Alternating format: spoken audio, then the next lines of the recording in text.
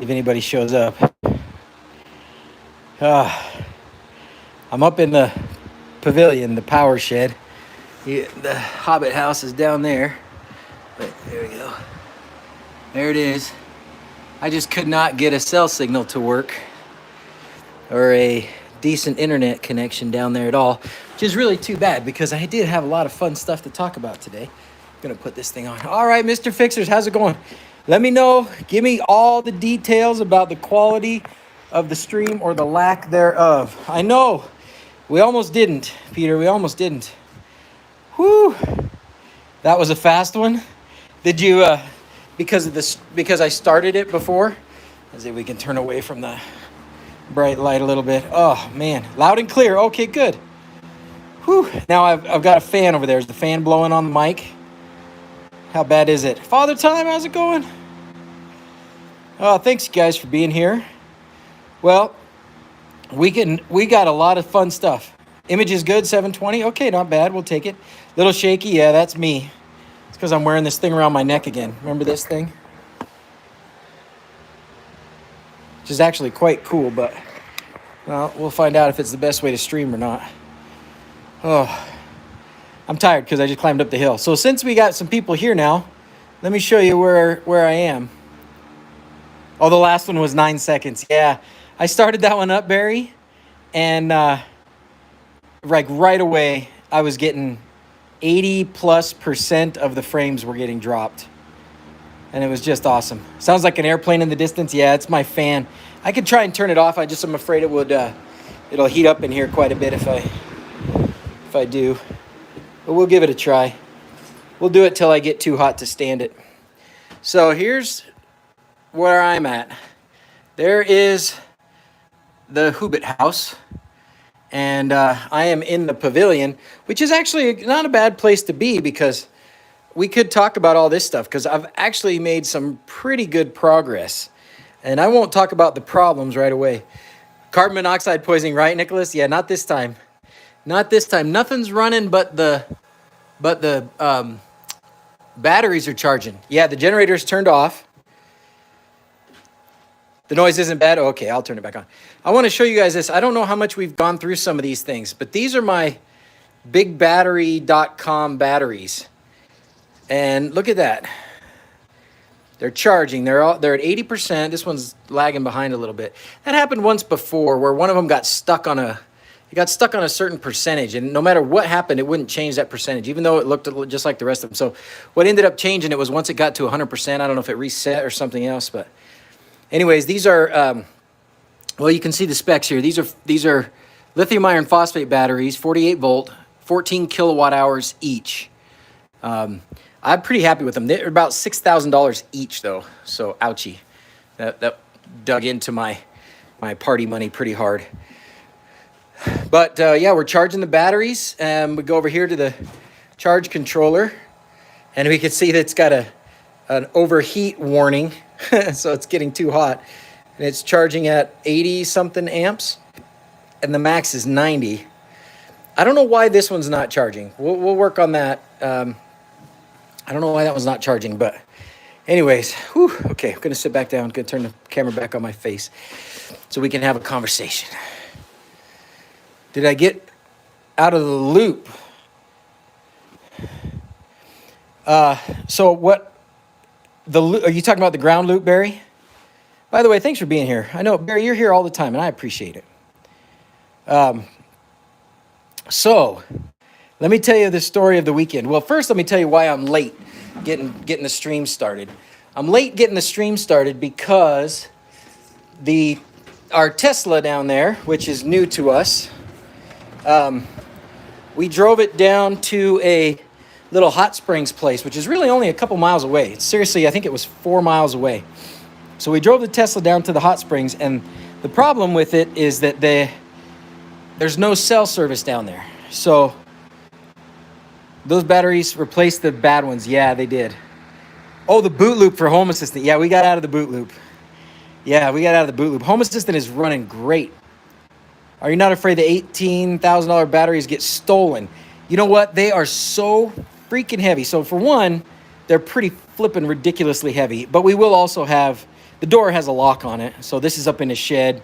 The door has a lock on it. So, and I have a camera. I actually have 2 cameras. So if somebody comes up and steals the batteries, they will get caught on 2 cameras if they can get past the lock. And then they have to actually haul these things out of here before somebody can get up here to do something about it. So, I mean, I guess, yeah, people can steal stuff, but hopefully that won't be a problem. Anyways, let me tell you about the big disaster of the weekend. So we took the Tesla 2 live streams. Yeah, this one's pretty long, right? So we took the Tesla down to this hot springs, and there's no cell signal down there. And we've been using our phones to run the car, to drive it. Because our fobs, the key fobs that we got, one of them didn't work, one of them worked for a little while, but it stopped working. I changed the batteries in both of them. Now neither one of them works at all. So we have to take them to the Tesla dealer and figure out what the heck's going on.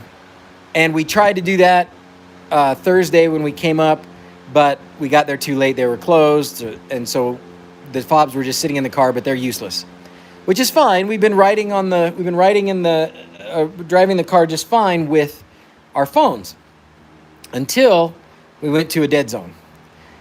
And the problem with the dead zone wasn't that we couldn't use our phones, because it was at this hot springs place and they had Wi-Fi, free public Wi-Fi. So we were logged in with our phones on the Wi-Fi, but the car could not connect. First time seeing the doctor live, Louis? Thanks for being, with glasses, yeah. I'm getting old, man. Getting old. Eyes are going bad, especially when I'm like, a foot maybe away from the phone, and I'm trying to live stream like this. So anyways, let me tell you what happens if you have no fob and no cell service and you're driving your Tesla based on your phone. As soon as you shut the door and walk away, the Tesla locks, and there is absolutely nothing that you can do short of breaking a window, which might not even fix the problem, or getting towed. So this happened at about 3 p.m. yesterday. We dealt with it until about 6 o'clock at night last night. Then finally we realized it was not going to happen. We were not going to be able to get rescued or get it worked out. We made some phone calls, got a friend to give us a ride back to the house. We left the Tesla there. And this morning, that's why I was late getting the stream started. I went with, I got a tow guy to come, and we towed it home. Wish I could share my screen, but I can't. I do have, I'll post on Discord later just a couple pictures of our car getting towed. Is the sound still okay? Because that fan is really loud.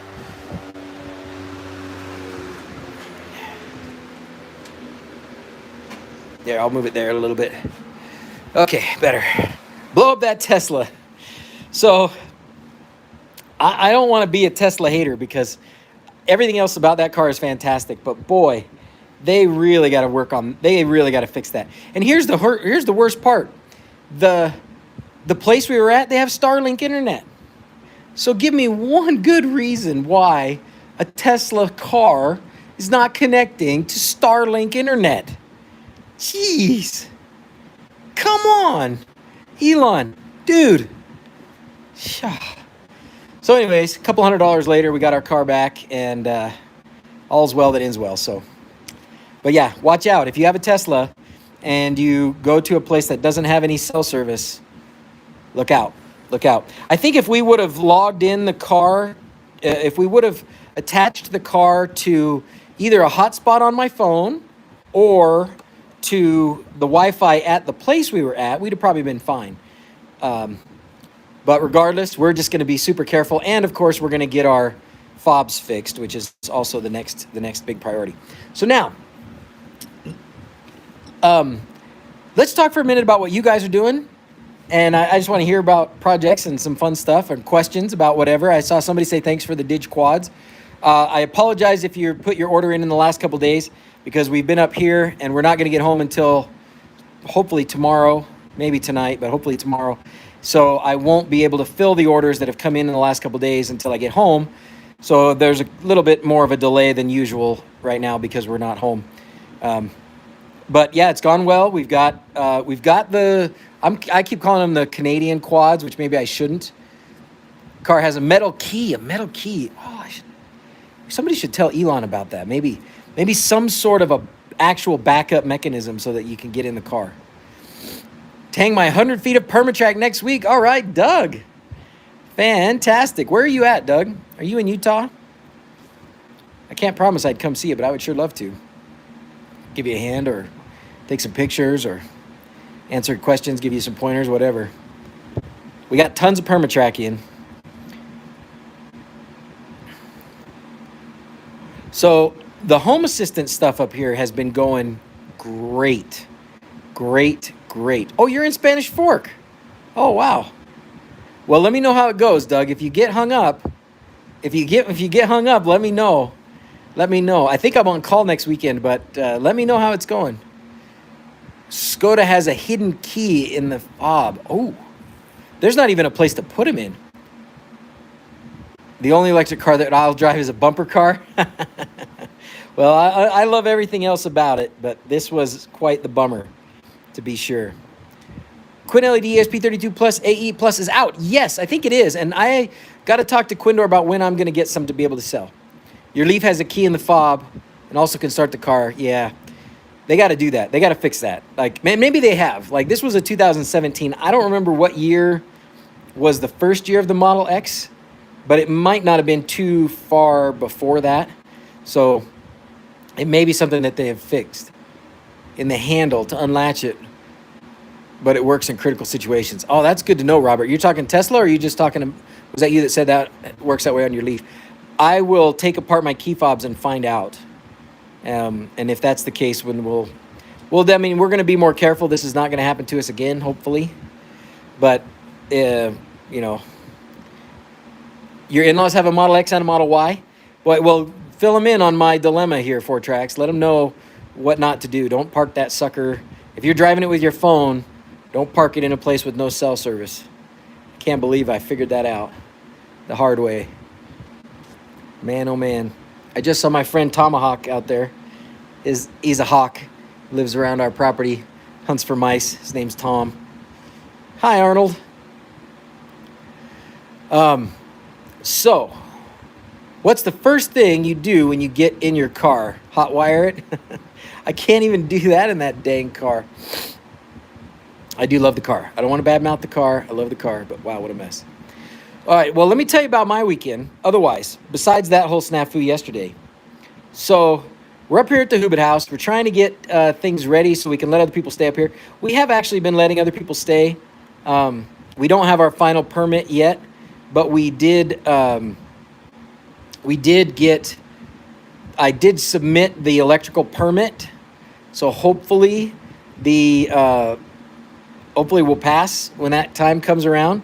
But if you saw the title for the stream that I started for like 9 seconds, we bypassed some safety mechanisms. Shh, don't tell anybody. So here's the situation. Remember we had the ground loop problem, or we had the ground fault tripping problem up here? All of our ground fault receptacles were tripping. Our well tank filling pump wouldn't even run because it was just on constant ground fault. So what I did some investigating, and it turns out that this box we have here, the solar power box, speaking on a YouTube live stream, shh, don't tell anybody. I'm pretty sure my inspector's not going to watch this. Anyways, I'll put it back. I'll put everything back before he comes again. But we had to get the water. We had to get the well tank filled. Anyways, it turns out that connecting to this box, it says only like a certain ground fault receptacles will work with this inverter. And what that means is, well, that means exactly what it means. It means only those specific ground fault receptacles will work with this inverter, which is probably why a lot of our ground fault receptacles keep tripping. I'll have to go through and think about which ones maybe haven't tripped, but that's probably why. And that is also probably why our well pump ground fault is tripping. And it's got something, and it doesn't explain in the manual why, but it's got something to do with something that's happening in this power box, which is the inverters, the charge controllers, and a whatever control mechanism for the two to like interact, all the breakers and some wiring and stuff. So I don't know why that's the case, but that is the case. So fortunately, thanks to our good friend Joe Levi. So you guys see Joe Levi sometimes here on the stream. When you see Joe Levi, give him a high five because he lives not too far from here. He agreed a few weeks ago to come up here and help me yesterday. I had completely forgotten about it. He had completely forgotten. Well, I guess he hadn't completely forgotten about it, but I had mostly forgotten about it until yesterday when I was like, oh, yeah, that's right. Joe said he was going to come. But we hadn't talked about it, so I didn't think he would actually come. And then sure enough, about 10 in the morning, knocks on my door. So me and him went at it, and we tackled trying to sort out, do we actually have a ground fault? Do we have a ground loop where we have a second neutral to ground tie? And we went through everything. And we spent a lot of time on the manuals trying to figure it out. And finally determined that we could go to the well pump and turn off the ground fault protection in the well pump. Okay, not a great idea. That's what I'm talking about, bypassing the safety. We turned off the ground fault protection in the well pump, and now it's working. Now we can get water. So that's kind of important. Anyways. We'll either turn it back on if we can figure out why it's doing that, or we'll have to find another way to ground fault protect it if that's a requirement, which it might be. But we got it done. So that's super, super fantastic. We've been up here working with power stuff, trying to like do all these fancy creature comforts off the grid. So one of them is the jacuzzi, hot tub. It's not jacuzzi. I guess that's a brand. So the hot tub. But we've actually been able to get the hot tub working. And in a combination of the internal heater in the hot tub, plus my fancy little solar water heater thing that I built, and a little pump that was a Banggood freebie from Banggood.com, those things worked. And they got the temperature up in the hot tub, and it barely had to run. And so now I think I'm feeling pretty good about having the hot tub up here. I've got now integrated into Home Assistant. The other thing I did was the generator start. So I got a remote start for the generator. So the generator is connected to the charge controller, and if the batteries are too dead, then the bar mode on the phone. Man, I just cannot win. Yeah, hopefully the inspector's not watching. Anyways, so the generator should turn off once the batteries get to about 90%. When they get to like 53 point something volts, I told it to turn off. But I also have a Shelly. So Dimitar, if you're watching or if you see this, I'm filling the Hobbit house with Shellys. I got a Shelly controlling the generator. I got a Shelly controlling the hot water heater. I have a Shelly controlling the air circulator, and I have a Shelly controlling the fireplace. I'm going to put up the Shelly motion detector too. I just had to charge it again. It's been a year or so since I played with it, but I'm going to put the Shelly motion detector up. And one of the great things about it, besides the Shellys are good to work with and they're easy, I was able to, I have it so that I can use the Shelly app and Home Assistant. So if Home Assistant's not working, like yesterday when we got into that last week, we got into that crazy boot loop with Home Assistant, I could still turn on and turn off like the most critical things, the hot water heater, the generator. So that's all good. As long as I have internet up here, I should be okay to start those things up. So that's really important. So now, and then I've got, because of all you good helpers, last week we solved the Modbus communication with the charge controller. So I actually changed the charge controller, or I changed the generator contacts to the charge controller, because after we went through all that Modbus stuff, there was a lot of things we could do, and some of the things we can do, I believe, is to control, or at least get the state of, I think we can control it though, the aux ports, the aux connections on the charge controller, and that's where I connected the generator. So I haven't tried it yet, but I believe that after we went through all that Modbus stuff last week, that I can find the right Modbus title or header or code, whatever, and be able to communicate with the charge controller and turn on and turn off the generator manually that way, which I'm not going to do unless I really have to, but I want the option. So that's why I hooked it up over there. And then we did get the hot tub hooked up to the app, although that's kind of screwy. It's not connecting very well.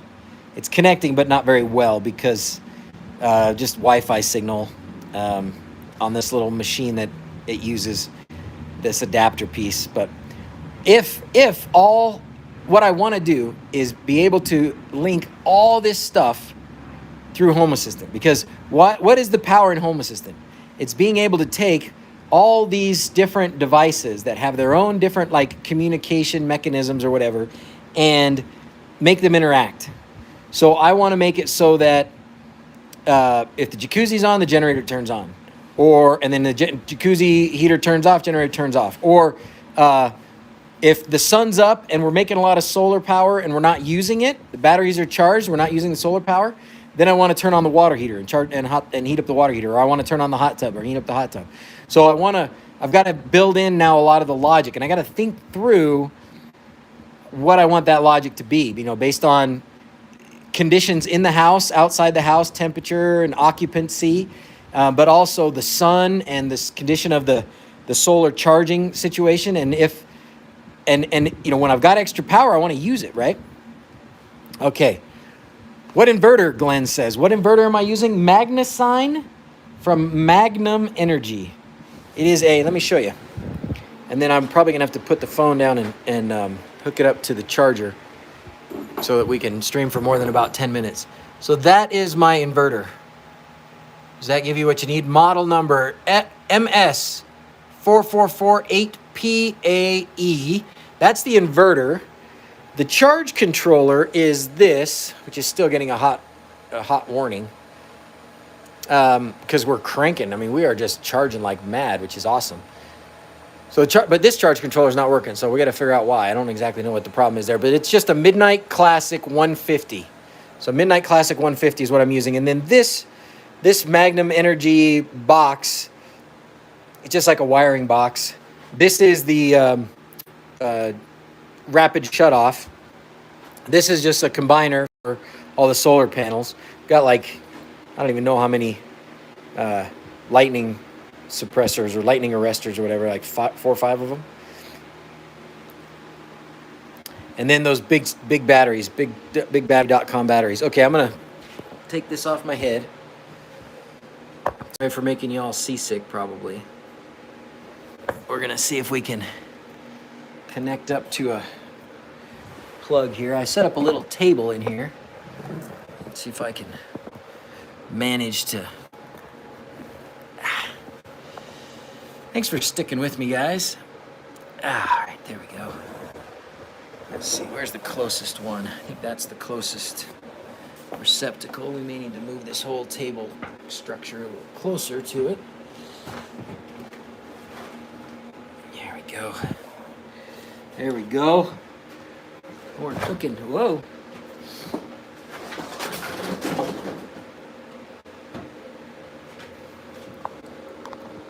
There we go. Sweet.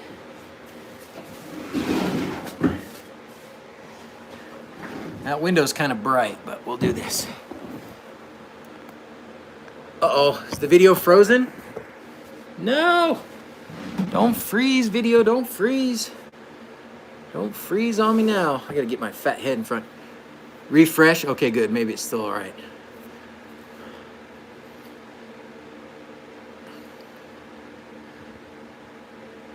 Just my machine, okay, good, Robert, good. I mean, not good that your machine is frozen, but no panic, looks okay, not frozen, we're good, okay, great. Good. So, I sent some info on Modbus Register for your charge controllers. Looks like there's a lot of info you can pull on those. Awesome, D-Dub. You sent that last week, right? And I actually found the manual online too, so I have all that stuff that we were looking at last week. Well, you guys had already sent it to me, but I found the manual and the other things. 5x5, nice. I'm trying to keep my head in front of that window. Oh, thank you, Robert. Video, so the super chat. Oh, you're a good man, Robert. Thank you, sir. Thank you. So what was I gonna do? Oh, yeah, just got to get all these things kind of integrated into Home Assistant. So I got to work through the logic here a little bit. I'm trying to think what would be the most important triggers. So for like, to turn on the water heater, I definitely want to make sure that we've got excess solar. So I don't want the water heater to turn on at night. I guess I don't care. I don't want it to turn on in the middle of the night. Although the water heater really doesn't take that much power. It does, but only for a short period of time. Like it might draw 4,500 watts is about what it draws. But it only does it if it's totally like cold. To fill the whole thing might take an hour and a half. I mean, that's not nothing. That's 6 kilowatt hours or 7 kilowatt hours. But that's half of one of these batteries. And then that's all. That's all it will take. I think maybe what I'll do is set it up. I'll set up something in Home Assistant. I wish I had a piece of paper to write all this down, but I don't even have a pen with me because I'm up here in the pavilion. But I think I will set the water heater so that it does not turn on after, say, midnight.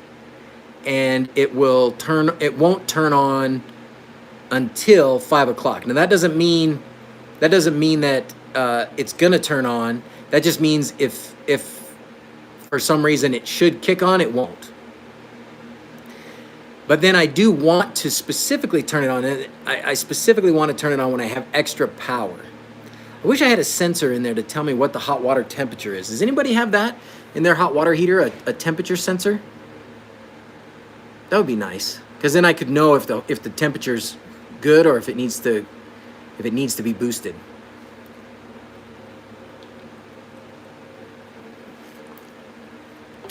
The hot tub, and there's an integration in Home Assistant, so I have the hot tub stuff in Home Assistant. The problem is the connection is unreliable. I'm going to work today on trying to make that connection more reliable, but assuming I can't improve that connection so that it's solid, I will probably end up with programming the temperature. Temp in the tank is different from in the top and the bottom. That's true. That's true. Like a Dallas sensor to the exit pipe. Ooh, then insulate. Okay, 4 tracks. That's a good one. I'm thinking like, oh, how do I stick one in there? But I don't have to. Ceramic temperature sensor. It's gas powered. Southwest. Yeah. Well, maybe the pipe on the outside. What I'm going to do is go down there and see. The elements sense on the outside of the tank under the insulation. Oh, okay. So that's where I need to go. So I don't have to be in the tank. I can be on the outside. Temp probe on the out copper pipe, the water heater. It's not accurate at all. Oh. I would think it would need to be running, right? Would it need to be running? Do it on the tank. Okay. I can do it on the tank. I can do it on the tank. Small circulation pump in a loop with a sensor. That would work. That would work. I definitely also want to do, and that's the other thing I was thinking about, is my little solar pump is working. My little solar hot tub pump is working. But I want to make it, because right now it's working in a sort of proof of concept state where it ran all day yesterday and it actually kept the jacuzzi at 102 degrees and the heater didn't have to run all day. So that was pretty good. But I do want some things like temperature sensing. Just rethink the DS. The accuracy is quite low. I have better experience with a BMP. Oh, okay. So better sensing, not with the Dallas. More accurate with something else. Metrics. Sorry, metrics. What is that? 30 something. 30, probably 35 or something in metric. What is it? What's 102 in real measurements? Not Dallas, but Bosch. Oh.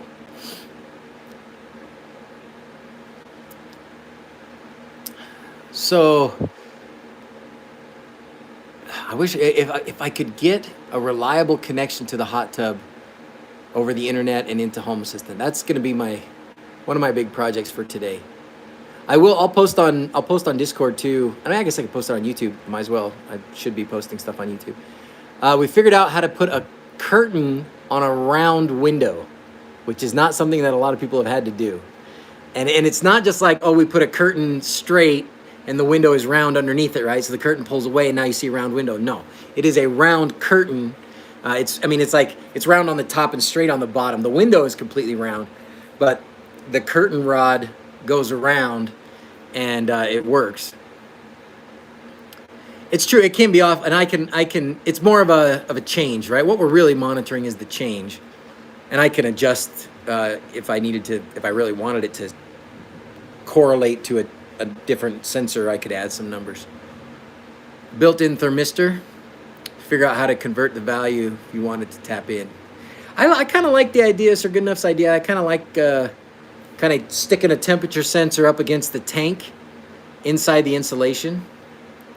Add a Wi-Fi antenna to the hot stub, zone obscurity. So what it's got is it's got this adapter thing. It's got this thing that plugs into the brains, and it is a Wi-Fi bridge. And then the other part of the Wi-Fi bridge plugs into an Ethernet port in the house. Unfortunately, the Ethernet port that is closest to it, that is closest to the hot tub, is not working, and I can't figure out why. I've got maybe another round of looking at the connections and changing connections to see if that would do it, but it, for some reason, and maybe it's just pinched, and maybe there's a wire that's cut somewhere when in the construction, maybe got a nail through it or something. But I can trace it with my circuit tracer, and I can tell which wire it is on both ends. But once I get down to the middle, once I get down and try and test the PoE or test with a ping to see if it's actually connecting to the network, it's not. So that's unfortunate, because that's the closest Ethernet port to the hot tub, which is where it would be really ideal to put that receiver. So I'm gonna have to try something else. We'll see. I'll have to work on that. But that would be really great. If I can't do that, then I may do some other external things like a temperature sensor in the hot tub.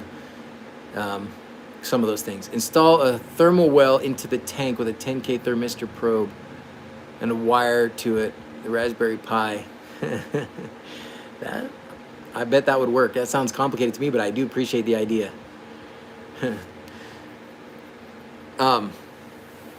So only needs 4 wires as an alternate. Oh, really? Maybe what I can do, Freddie, is just figure out which wires are not working. Floating temperature sensor in the tank. I would love to stay out of the tank. I would love to stay out of the hot water tank. I don't want to drill a hole in it. I mean, if there's already like a circuit that I can use, great. But otherwise, I really don't want to put a hole in it if I can help it. So I kind of like that idea of being on the outside and just having an idea of what the temperature is. We did start using or trying to use the floor cooling.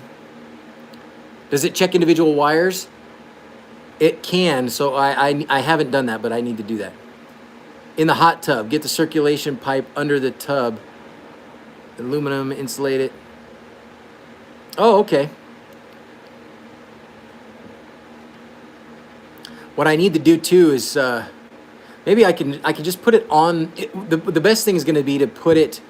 I'm going to have some sort of smart control for my little solar pump. And when I do connect my little solar pump, I will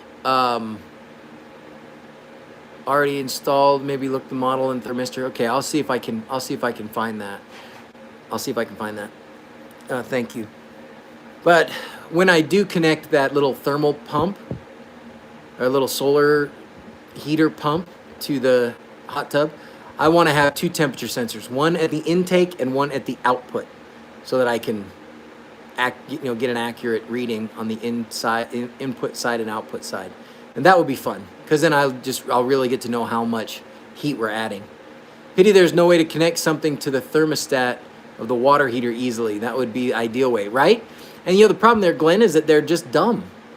Hot water heaters, they're just dumb. They're mechanical thermos. I don't even know if you call it a thermostat. I guess you do.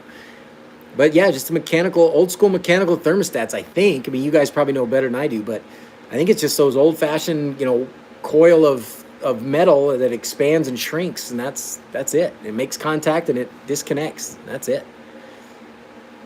But I guess if it works, why improve it? Why upgrade it? Why change it? Bimetal spring. There you go. Is that what that's kind of what I was imagining.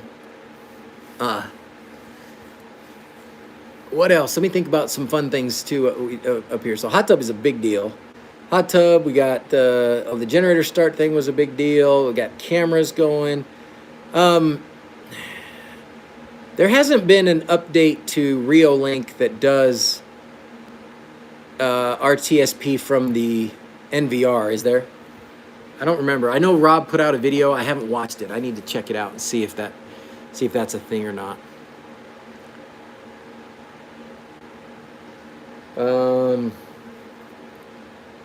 I got to do some lighting up here in the pavilion. I want to do some lights that look kind of like candles, kind of candly.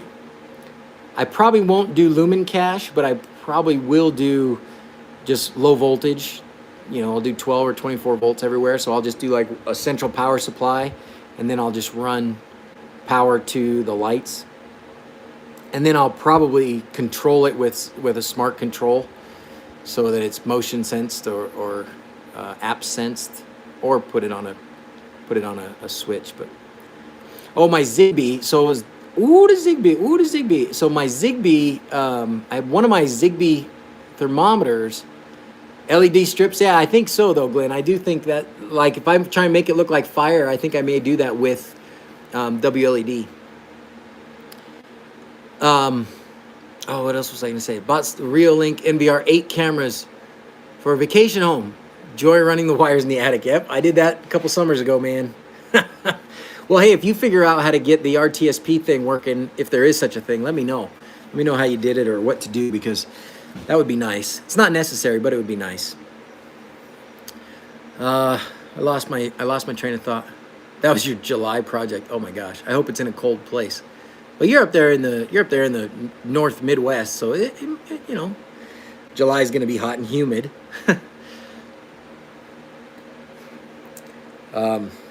Man,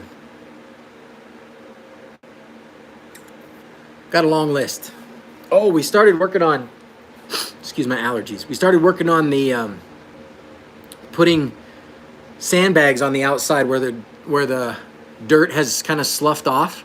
So if you recall from previous pictures, some of the sand that we had on the roof of the house, when it got real wet, it got heavy and it got slippery, and it just went, and it made that noise pretty clearly. Would you use lumen cache again if you had to do it over? D-Dub says. Yes, I would, but knowing now what I know, I would be able to do it better. I do like it, and I do think that it works well for what it's intended to do. But I probably spent way too much money, or way more than I needed. The best way to do 121.5 meters of WWRBG LED. 125 meters? Holy crap. Ugh. Describe the project. Maybe that's not the best option. I'll tell you, here's what you're going to do. So first of all, you got to know how many LEDs per meter you're going to use. Yeah, split it up. Flaky banana. That's where I was headed. Exactly. You can't do all that in one run. Yeah, not the best way, the only way. I concur. Because, I mean, if you're saying 130 something meters, multiple power supplies, yep. You may be able to do it with one signal. It depends how many. No, because you're going to be, no, dude, you're going to be, if you're doing strips, at the least, you're going to be 30 LEDs per meter, and you're going 120 meters. So now you're talking about 3,600 LEDs. So even a dig quad, even if you split it up into 4 sections, you know, even if you maxed out each of the ports, you would really be pushing it, and you may not get very good function out of it. So you probably want to do more than one controller, and certainly more than one power supply, because if you're talking 0.02, and again, those are going to be, I don't remember which, you said WWRBG, so you could be 5 volts, you could be 12 volts. You'll spend more on 12 volts, but with that long of a distance, you probably, you may get some benefit from 12 volts. Even still, you're going to be at a significant amount of power. I can't do it in the math in my head, but 0.02 times 100, so adding 2 zeros to 0.02.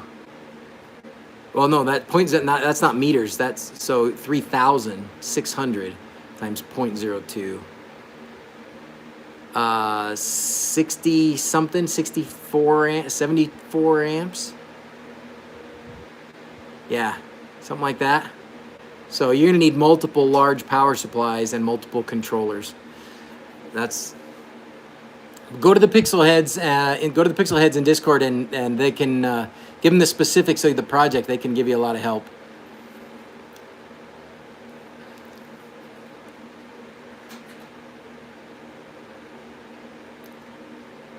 Did the stream freeze? No, it didn't. My eyes are just tired. Pixel Heads, nice. Sir Goodenough, I missed you last week. Thanks for being here. That's so great. So this may be the new way to stream up here. And that's true too. Outside it would be pixels instead of strips probably, Joel. That is you, right, Joel? You keep changing your name on me. The wind's picking up. I can hear it. I hear the wind howling like a swirling storm inside. I'm a Disney princess. Oh, nope, there's Joel. Nope, not you. See, but you see where I was fooled? Because you're JC, and that whoever said that was talking about pixels said JC something. Got hit in the head with a 100-pound tree branch, 12 stitches. Ow! Ow! See, JCM, Joel's JCM. This is a different JCM. Oh my gosh, dude! What did they tell you? What did they tell you, Sir Goodenough? You still have some cells, some brain cells left? Didn't knock them all out your nose? Dude, 100-pound tree branch in the head. Ow. Ouchie. Well, I was all excited to show you guys my home assistant up here at the Hobbit house. How's the Sun's van? Oh, it's great, Automotive Solutions. The van is great. Only a few leaked out. We love the van. Looks like a potential man cave up here. For sure, Freddie. For sure. Because nobody wants to come up here. Like, I can totally hide up here. And it's reasonably comfortable. Like, it's pretty hot outside as long as I got this little fan right here. It's reasonably comfortable. DIY surgeon. Robert's gonna be your DIY surgeon. You go see him for some stitches. I can put you to sleep. Although if hitting you on the head with a 100-pound branch didn't put you to sleep, maybe there's nothing I can do. I got to get rid of these batteries. I think, well, I'm not sure how I'm going to handle that yet. I had a thought, and it may be a bad thought because sometimes I get those. So I was having this trouble. Green screen. No, it's a cool hideout. It's a real hideout. That's funny. It looks like a green screen. Do a slide from the roof. Those are lead acid. Yeah, Flaky Banana, they are. Those are lead acid batteries. And these are the ones that we had connected, and then they kind of, well, some of them froze and split. Some of them, I think, lost a little bit of voltage, but they're probably okay if they get charged back up.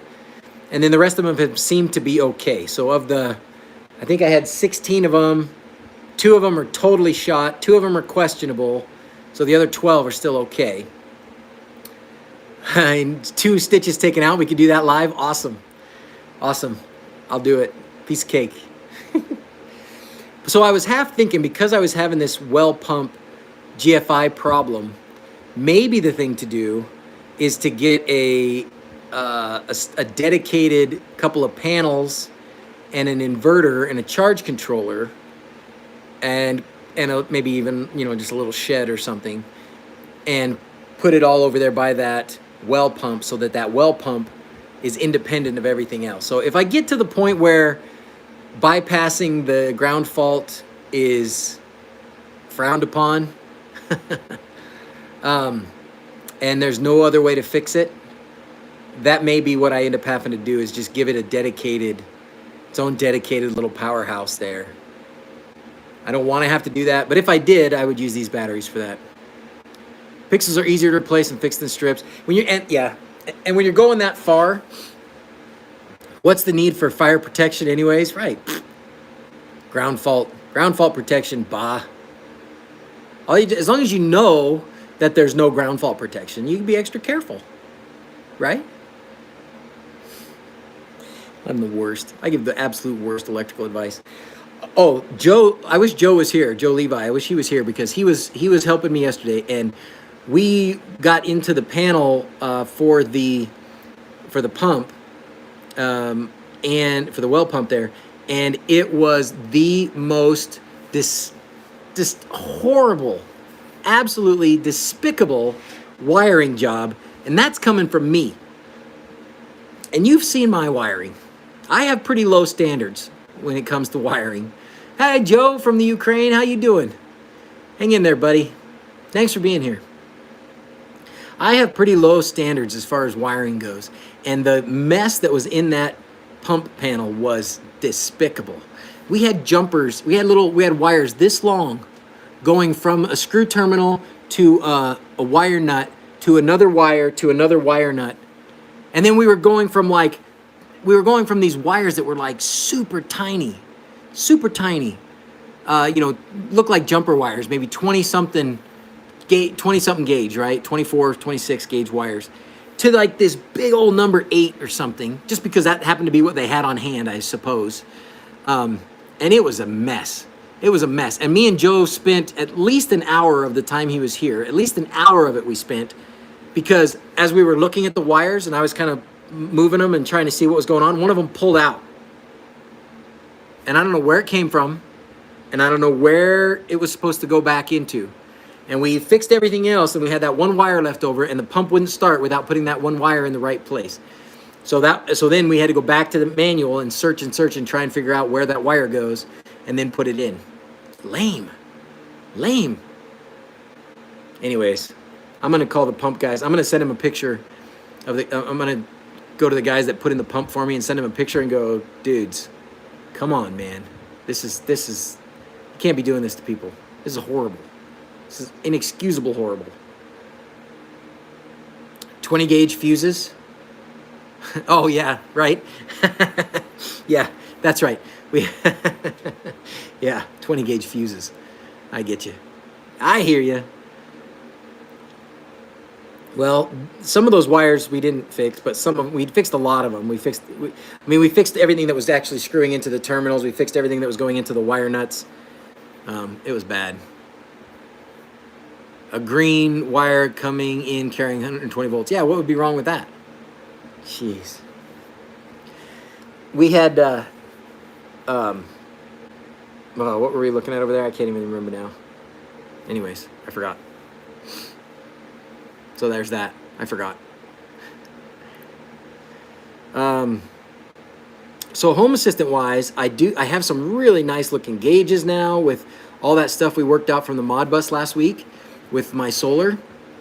So the solar gauges are looking great. I've got battery voltage. I've got solar, so PV array, the solar array voltage, incoming voltage. I've got the power that is going into the batteries. I've got the power that is going, that is being used by the system. Or I guess I got the power that's being produced and the power that's being used. I've got a battery. It's not really a state of charge because it's only based on voltage, but it's a battery state of charge in my mind. It really is only helpful if it gets really low. but it's still there, it's still helpful. And then I've got a bunch of buttons on Home Assistant to turn on the generator, to turn on the hot water heater, to turn on the fireplace, to turn on the air circulator. And then I do have, for what it's worth right now, the hot tub stuff on the display. It's a Gecko. Gecko is the brand of the thing. Am I looking into that info or just taking preset readings? You mean, am I like verifying it? Tell me what you mean there. I'm just taking that information from the charge controller and putting it into Home Assistant. Oh, in Grafana. No. I'm looking at the gauges, and then I guess if I wanted to do long-term history, I'm really late. Hey, Street Whiz, you know what? So am I. We've been going for about an hour. So normally we'd probably be finished, but I started pretty late. Pulling any of it out into the native Home Assistant energy dashboard. No, Justin Z, but I need to do that. Yep, it's on my mental to-do list. Yep, it's on my downtime to-do list when I got nothing else to do and I'm sitting there with my phone or my computer.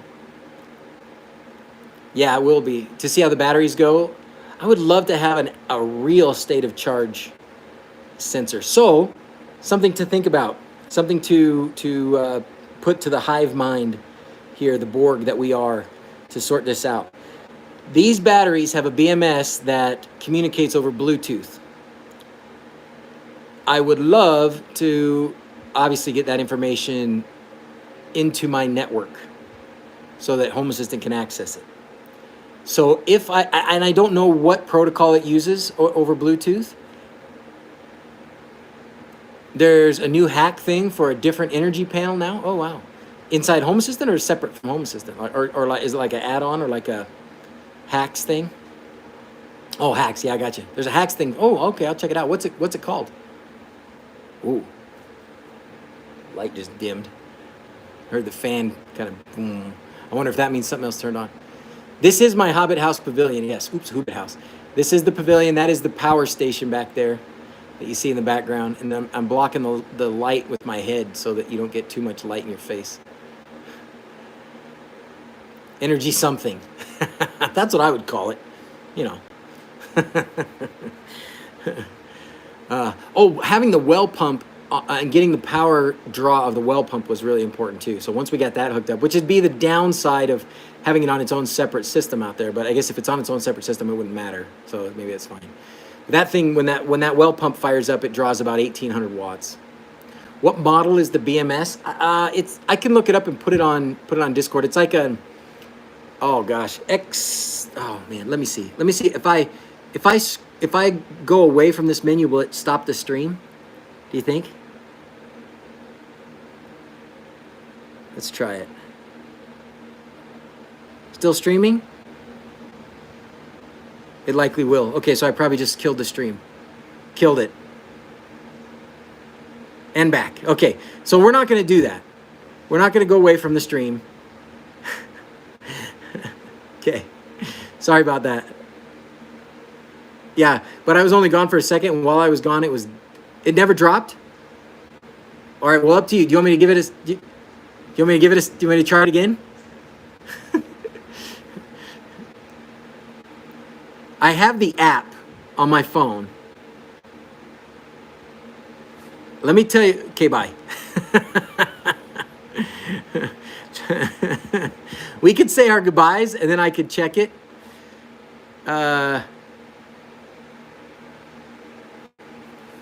Doesn't your battery have an RJ45 connection, either CAN bus interface? Oh my gosh, if it had CAN bus interface.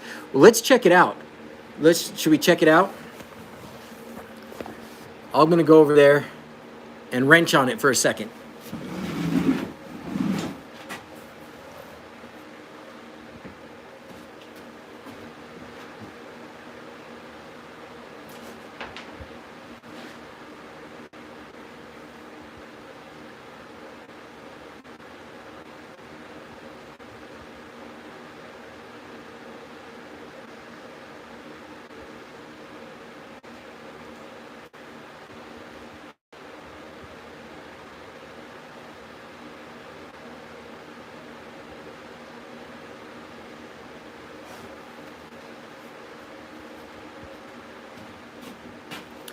Okay, here's, yeah, zap, right? Do you see me stick my fingers up there?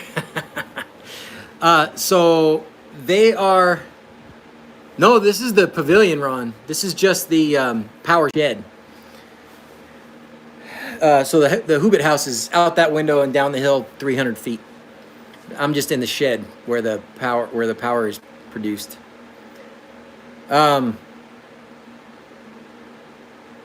So I will have to look.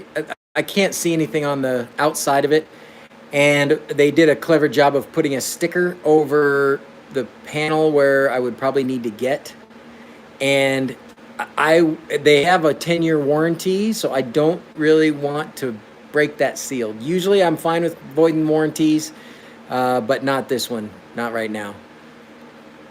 How are we going to sign off, kids? How are we going to sign off today, kids? Click. Yeah, that would be good.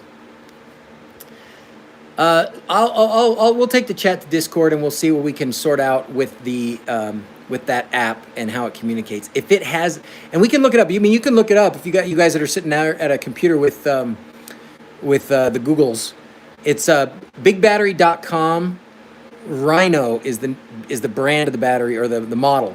RHINO is the model of the battery. Maybe there's some Googles out there that can tell us what kind of communication it has. If it has Modbus communication, I would be thrilled. If we could put it straight into Home Assistant, man, that would be great. It's got to have something besides just the Bluetooth, but I don't know for sure. I assume it has something besides just the Bluetooth, but I do not know. I wish I knew, but I don't. Yeah, because getting the actual battery information, 48 volts, yes sir. Bob the Builder, can we fix it? Multiple connections, Bluetooth, RS485 plus CAN bus, etc. Okay, sorry, I just had to. I like Bob the Builder. He's a good dude. I try to get my boys to watch him as much as possible. So, yeah, getting the battery information in there would be really good. What are some of the other things that we're struggling with? We're struggling with weeds right now. Struggling with weeds. Some of the grass the grass seed that we put in, you can start to see little bitty buds. So maybe next year we'll have a little bit more. By the end of the summer, maybe we'll have a little bit more. But we certainly have tons of weeds, and we got tons of allergies. Let's get Will Prowse on the stream. I would love to hang out with Will. Will, help me, brother. Help me.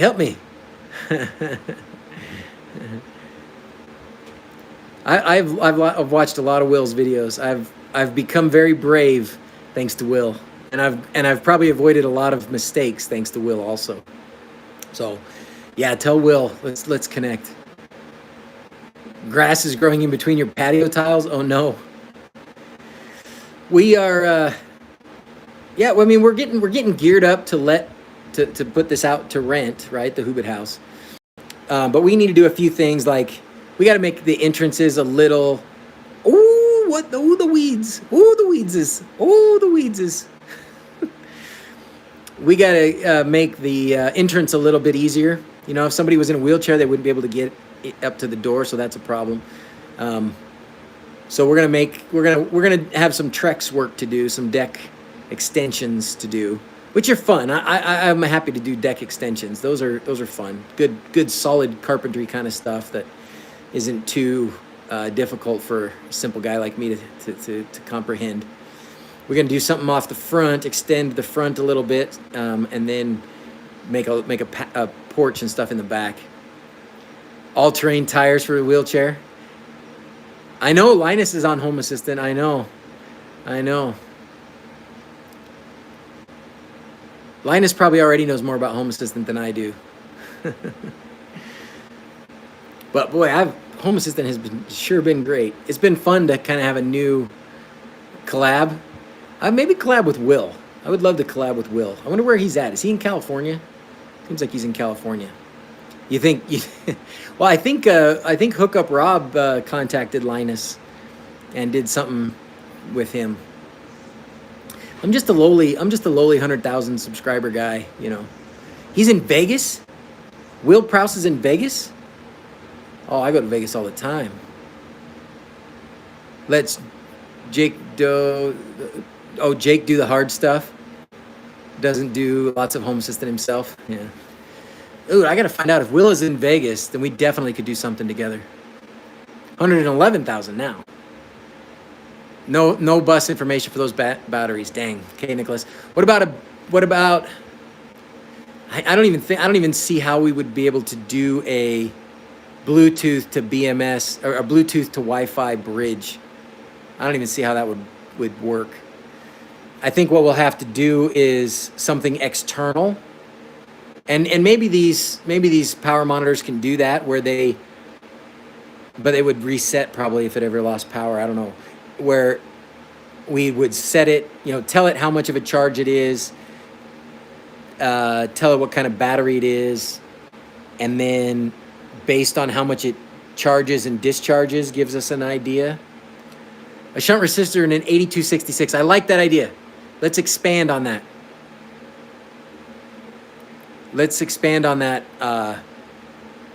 Tasmode ESP32 can do BT to MQTT, at least for a few sensors. We can look into that and see. I just think if this Bluetooth is just broadcasting something and we can decipher it, great. But I don't know about that. I don't know what that would be. It would sure be nice, but I don't know what that would be. If you know what the Bluetooth commands are, you can probably program something on an ESP, but if it is proprietary, it will be an issue. Yeah. I know the BMS company has an app. I haven't actually played around with that app too much. Maybe I need to do that. I will do it now, but you guys I would lose you all. Hey, Jay Rock, how's it going? Shunt resistor pulls a certain current based on the battery voltage. You can make it small enough that the ADC on the 8266 can read it. So that would just give me the voltage. I have the voltage because I have the voltage. I would want it to give me like the current. Going well, not too bad for a Sunday, Jay says. Not too bad for a Sunday. Hey, from Belgium, how's it going? State of charge, yeah. Well, if that's the case, I mean, what I could probably do is just kind of get the plot, you know, just plot out the curve of lithium iron phosphate. Yeah, and I agree, Robert. It won't help a lot because it's such a flat curve. With these lithium iron phosphate batteries, one of the things that makes them fantastic, when they've got 15 or 20% charge, they're at like 50 volts. You know, it's a 48 volt system, so they'll still work just fine. Like a system that's expecting 48 volts will work great on these batteries till they get down to like 10%. They don't hit 48 volts until like 10% state of charge left. So, and then above that 48 volts, they're in the low 50s, 51 to 53, like the whole time until they get to like 98 or 90 something percent, high 90s, higher than 95. And then they spike. They go to like, they're 94 maybe, and then they'll go from 94 to like 97, 98. And that's like you're stuffing that last bit of charge in there. But once, I mean, even at 55 volts, they're 100% or pretty close to 100%.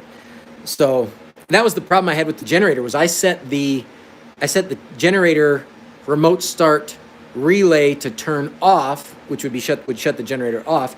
Initially, I had set it. I looked at the chart and I was like, okay, 100% on the batteries is 58 volts or 57.2 or something.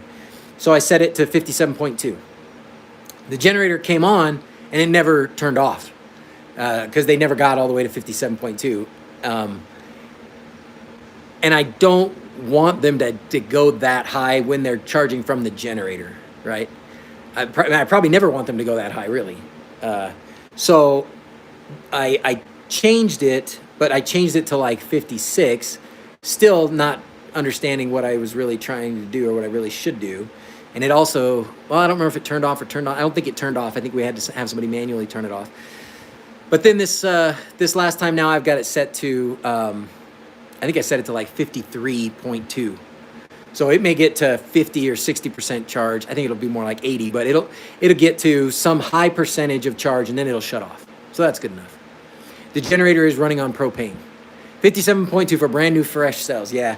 And I don't want them to go that high. It's okay. You know, when we're talking about charging it off the generator, and it's, you know, it's costing me propane when that happens. So it's probably good enough to just get them to a state that they can last until the morning or until some time goes by. So I'm happy with, they don't turn on until it gets to 48 volts.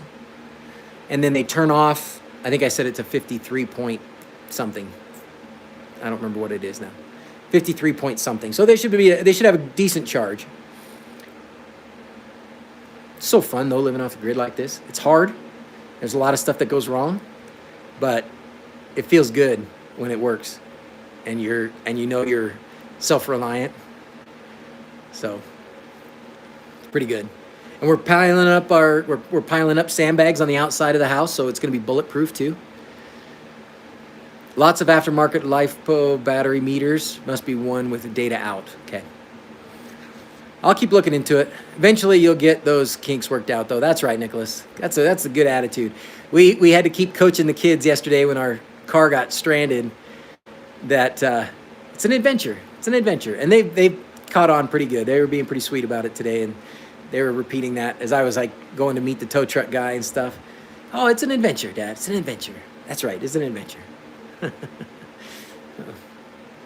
And it turned out today to fortunately not be so bad. You know, a lot of prayer, a lot of patience, and we got it worked out. And if for those of you that missed it, in the beginning of the stream, we got a Tesla, I love electric cars, you know I do. I am not a the adventure. That's kind of how it felt. Yeah, kind of felt like I was on the receiving end there. Yeah, something like that. Oh my gosh. But recounting the story from the beginning of the stream for those that missed it. We got a Tesla. I hate spending that kind of money, but boy, has it been awesome. And Janice needed a new car, and so we did it. We bit the bullet. We bought a used Model X. And the key fobs that they gave us haven't been working. I changed the batteries. They're still not working. So we have to take them to Tesla to get them reprogrammed or fixed or whatever. And we haven't done that yet. We've only had the car. I don't even think we've had it a month. I think we've had it about 3 weeks. And when we were up here, we brought it up here, which is fine. We charge it on the way with the bat wings. Yeah, that's right, Nicholas. Yep, that's it. So we brought it up here, and there's a charge station along the way. So great, we've been charging it. But you can drive it with your phone, basically. You can connect your phone, use your phone as the key, and you can just press start on the phone, and it starts. You can press unlock, and it unlocks, and you get in the car, and it knows you're there, and it lets you drive. So we drove it yesterday to a place that did not have cell service. And it's not far from here. It's like 3 miles from our house here to the place we went. And we parked and we got out, and then we went to get something out of the car, and it wouldn't unlock. And the car had no cell service. The car could not get a signal from the internet. So we couldn't get in it. We couldn't start it. We couldn't unlock it. Nothing. We called Tesla. They couldn't get to it, of course. I mean, there's no cell signal. What are you going to do? I mean, it's dead in the water. There's nothing you can do. You can't. Well, we were talking about it a little while ago. Maybe there's a key in the fob that we can get to. I didn't investigate that. It didn't matter in this particular case because the fobs were actually inside the car, so that wouldn't have helped. There's no like lock on the outside that a locksmith can do. The FDS on the Model X. I don't know what FSD. We have all-wheel drive. It's a 100X. Is it 100X? 100D. It's a 100D. Gotta run. See you, Joe. Thanks for being here. Yeah, so there's a flaky. Full self-driving. Yeah, full self-driving, I don't think it follows the navigation. I think there was a beta that came out that I didn't download yet. But it does do the autopilot, which is pretty awesome. So when we drive up here, it drives. We get on the freeway and just keep your hand on the wheel, keep your eyes on the road a little bit. It drives. It'll do everything for you. which is pretty nice because we got into some traffic heading up. Anyways, what we ended up having to do, all right, Nigel's here. We can get started now. How's it going, Nigel? Just in time. So we ended up, we had no choices but to get towed. So we got towed.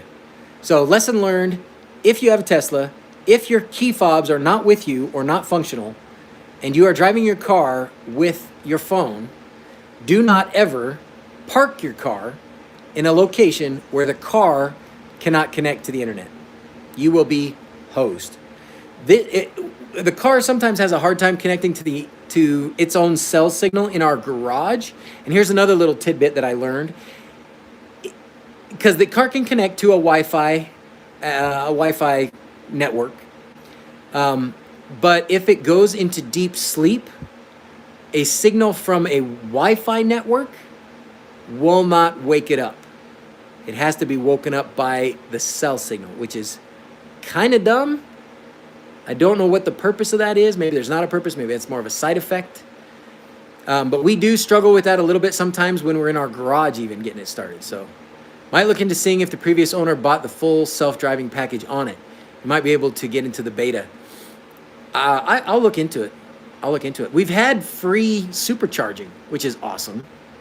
I mean, we basically drove up here. I wouldn't say it's free because we charged at, we had charged at the house, but we charged twice on the way up here just for kicks. We stopped at the Tesla place in Salt Lake City and charged, and then we charged at this little, at one that's in a town called Tremonton, which is a tiny little place with a couple little fast food joints and a gas station and a Tesla charger at a hotel.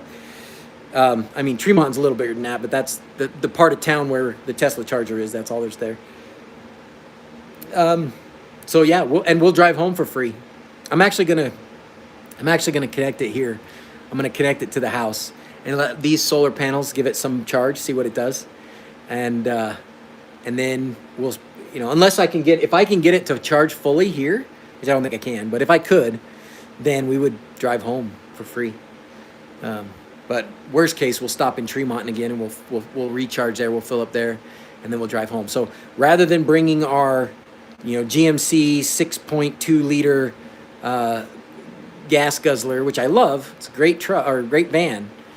Got a truck motor in it, but it's a great van, and it would have cost us easily $100 in gas to get up here, and that's one way. Well, no, that's not true. We can get up and back in one tank of gas. But it would have easily cost us $100. If not more, $5 a gallon in a 20-gallon tank, 20-something gallon tank. So, and thank you for commenting on this quality of the stream. So maybe what we'll do next time, I am up here at the top of the hill. So up here at the top of the hill, my cell signal seems to be pretty good. Is this called technology? Stick to my petrol cart. It's $8 a gallon in Saskatchewan. Good grief. We just hit $5 a gallon the other day in Utah. BDA. What's BDA? What's BDA, Nicholas? But I will try streaming with the computer from up here. Good evening, Michael. How's the UK doing? Yeah, I think that's the thing to try next, Sir Good Enough. And I thought about it when I walked up here, but I was like, I don't think it's going to work. But maybe next time I'll try. Almost European prices. Oh my gosh. See, so thinking about that, cellular bidirectional antenna. Ooh, I don't know what that means.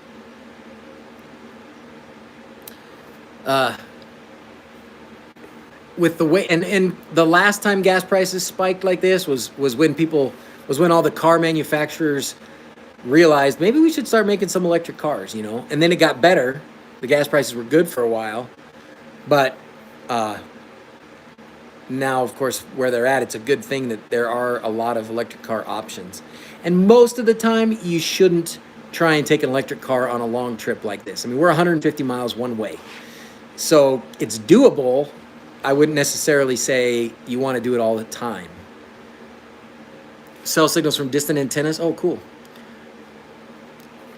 An antenna up the cottage.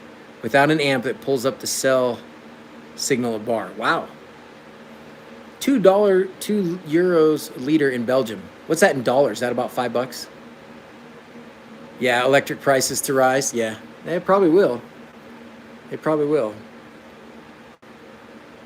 But for now, and then gas prices will drop, and then we'll go back. Except then we'll have replaced all of our gas stations with fast charging stations. Per liter in Switzerland. Wow. $9. Dang. Dang. Well, I mean, usually we get a decent cell signal. Like we get phone calls and texts, and it's decent. It's just not streaming good. The upload speeds, I tried on my Starlink internet today and on my hotspot of my phone. So I had my laptop hotspotting from my phone and down at the house, and I was getting 2-point-something megabits per second upload, which is just not good enough to stream. Just can't do it. Just can't do it. I tried, and I was dropping, and I even turned down the bit rate of the stream to like 2,500, and it still couldn't do it. LoRa control distance sensor automations, no, but I need to do that. That's because I think I can talk to my well pump, and maybe the way to talk to my well pump would be through LoRa, or I could just run another cord out there. So when Joe Levi was up here, he has Terra, what did he call it? Terra Link or something like that. That's a ow. I touched my eyes. That was a bad idea. Where basically he's part of an internet service provider network, where he gets his signal from somebody and he spreads it out to other people, and they pay, him, and he pays for what he's using, and plus a little margin. So I don't know if I want to do that yet, but probably maybe someday. I know, don't touch my face. I did now, and once you do, it's over. It is over. Water and LoRa? Go talk to Stubbs. Oh, LoRa, does he do... Oh, good, my battery is sufficiently charged. My low power mode is turned off. Okay, good. I can take it off of this. Maybe I'll go for a walk. If the car has at least 200 miles range, I would definitely do 150 mile each way, but you might need to have more battery storage than we can recharge there.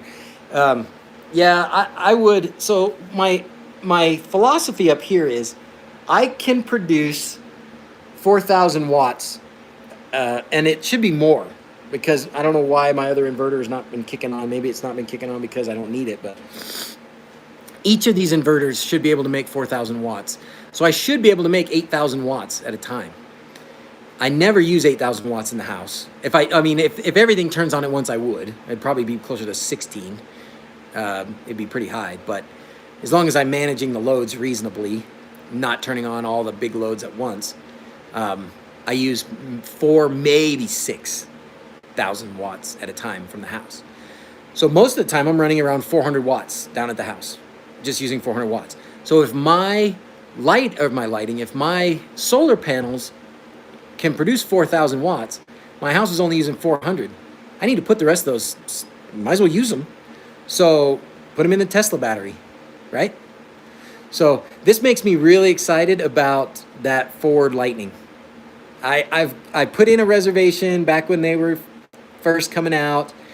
Based on my reservation number, I probably won't get mine until 2024. Based on their production and stuff, and how many they can do and how far down the list I am.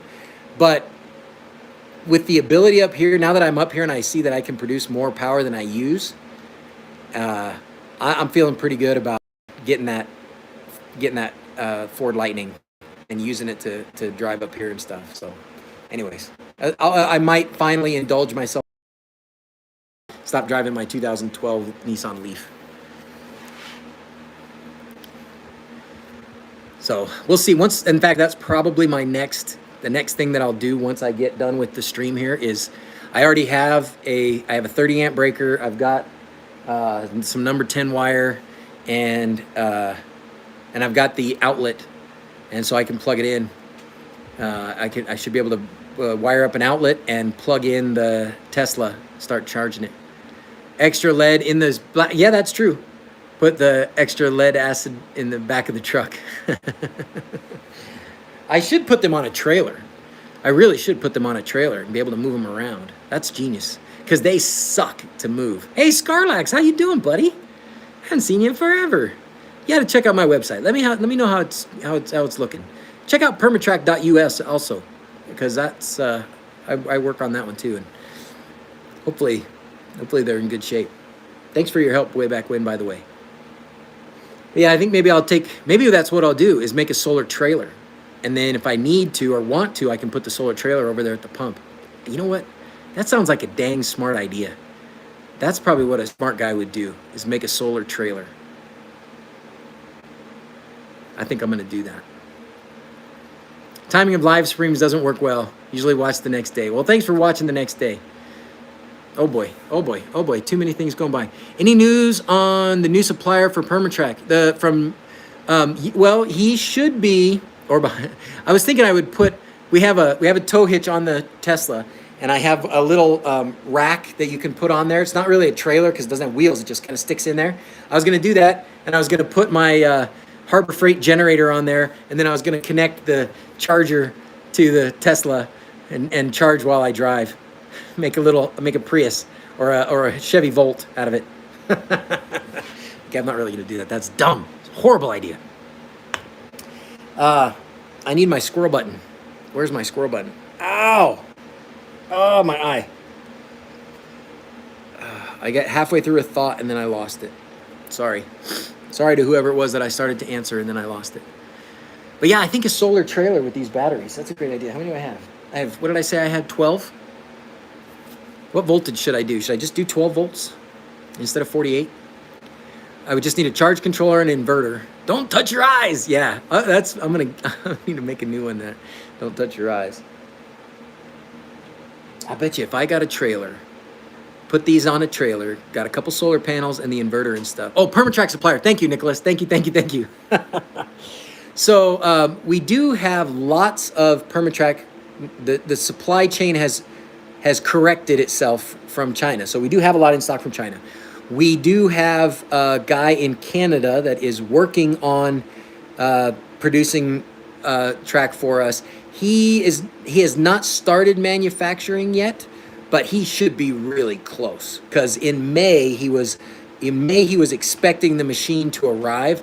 I haven't heard from him in a few weeks, but I should hear from him any day that he has the machine, that he's getting it set up, and then he's just going to start making track for us from up there. As well.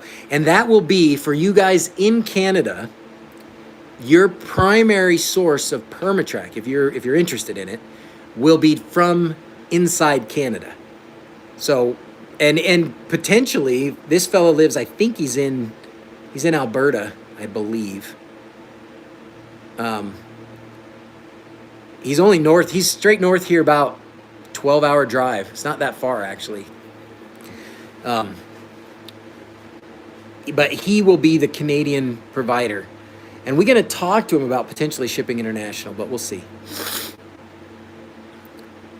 Black powder coated option with that supplier.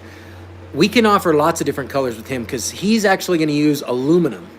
So, Nicholas, are you in Canada? We can definitely do black. In fact, we are probably going to start ordering black from China as well. So for you guys that are not in Canada and want black, or we could get him to ship us the black and we can ship it inside the States as well. Oh, and then we've got a supplier in the UK. We got a guy in the UK. Oh, you're in Oklahoma City. Oh, well, keep in touch because we have talked about getting some black. So I would think before the end of summer, before things really get up and running in the whole holiday light decoration season, that we will have a black option for you.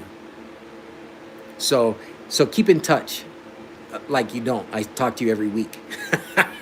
Okay, my battery is full, so I'm going to disconnect from this because I'm getting a little sore sitting in that chair. Whoa. Changed my orientation.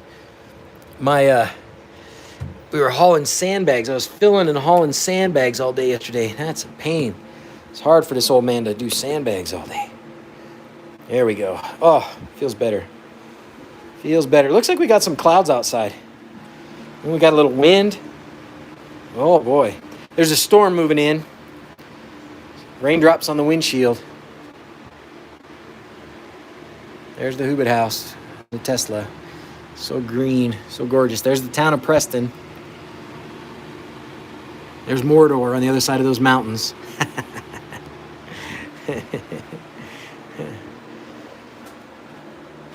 Notify tag in Discord. Type, ETA, and you will see how to turn it on. Oh, nice. Thank you, Sir Good Enough.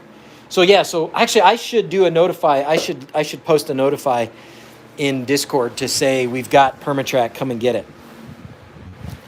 Oh, it feels good to sit back. This is like an awesome chair, by the way. See this chair? I mean, it's like an outdoor chair. It's my man cave chair. Totally hiding out up here. Winter. So this insulation, so you're talking about in here? I will insulate in here. Oh wait, something about UK shipping. UK is only for UK because shipping to the rest of Europe is out of this world. Shipping to Mars is cheaper. Yeah, I'll bet. Is that you, Dr. 44, or you are a UK guy? I know Mike's been dealing with whoever it is that's going to get some big shipment of track straight from China. It doesn't have to come through the U.S. and then go back out because that's painful. If that's you, awesome. Thank you. And you can talk to me anytime if that's you and you have questions, concerns, issues, or you just want to hang out. Let me know because we appreciate it. We got to get some of these, get some more Permatrack out there in the world. Then I could live up here on the Hobbit house full time.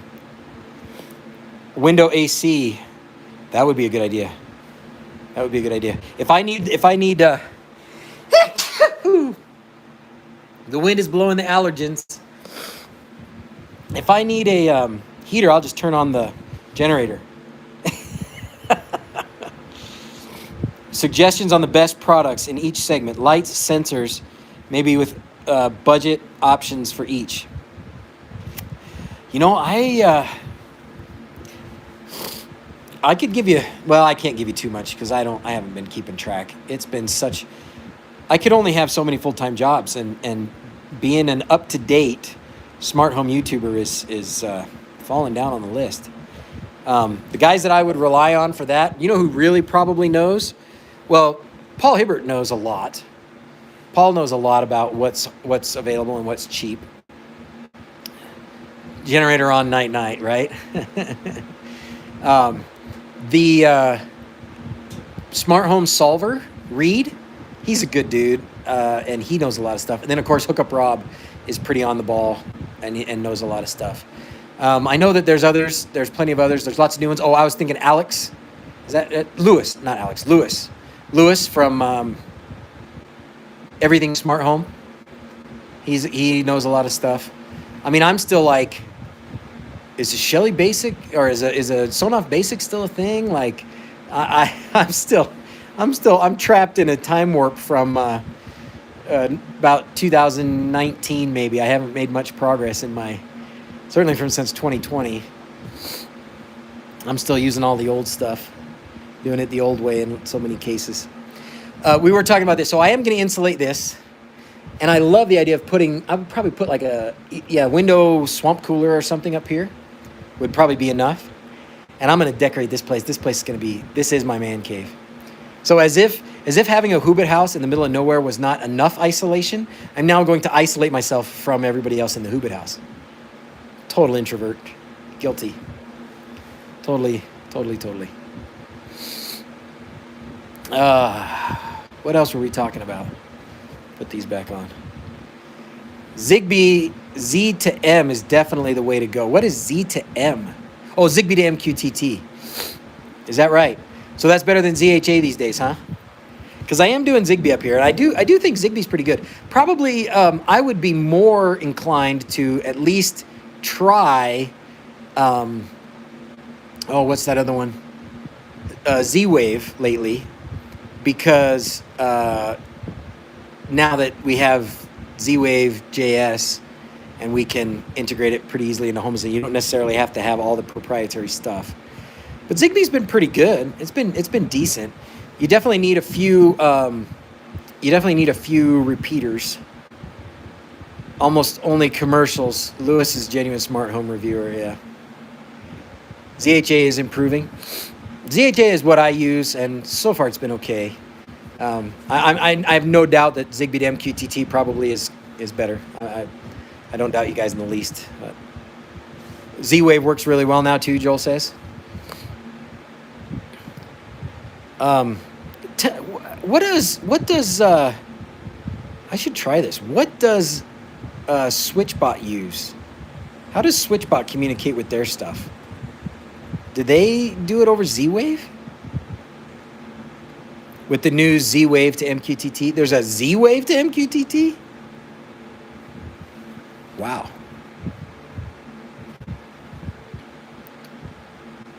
They use Tuya? More supported at this point, more developers. Oh, okay. They use Bluetooth. Oh, yeah, that's right. So does that mean that their little smart device, their little hub is Bluetooth? It's a Bluetooth to Wi-Fi bridge? Because I have tons of that stuff, tons of those SwitchBot stuff.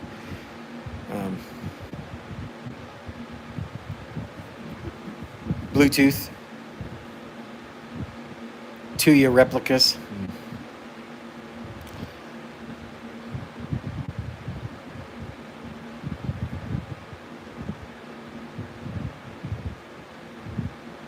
Yeah, okay. Well, that's no good. I was hoping I could use some of their stuff. That's okay. I would like a couple more temperature sensors up here, but it's not the end of the world. I guess I need to probably stick another. Anyways, I'm pretty happy with the way things are going. I think this is pretty good. I do love the idea of making these batteries into a solar shed or a solar trailer that I could park. I even have a trailer that I could use. I should get one of those truck bed trailers, right? Where it's just the rear end of a truck. How's the PoE lighting? It's pretty good, Ray. How you doing, by the way? Yeah, the PoE lighting is pretty good. I've learned enough about it now that I've got it functioning the way I want it to throughout the whole house. So it's pretty good. Travis is working on an ESP32 SwitchBot hub. Ooh. So that would integrate more easily into Home Assistant because it's an ESP32 and it's an ESP Home Sketch. I don't know what the SwitchBot integration with Home Assistant looks like. And you got to give the SwitchBot guys credit for, some of the stuff that they came up with early on for sure is pretty clever. And nobody else has done it as good. How does Zigbee to, you probably mean Z to M? Ofer? By the way, how you doing?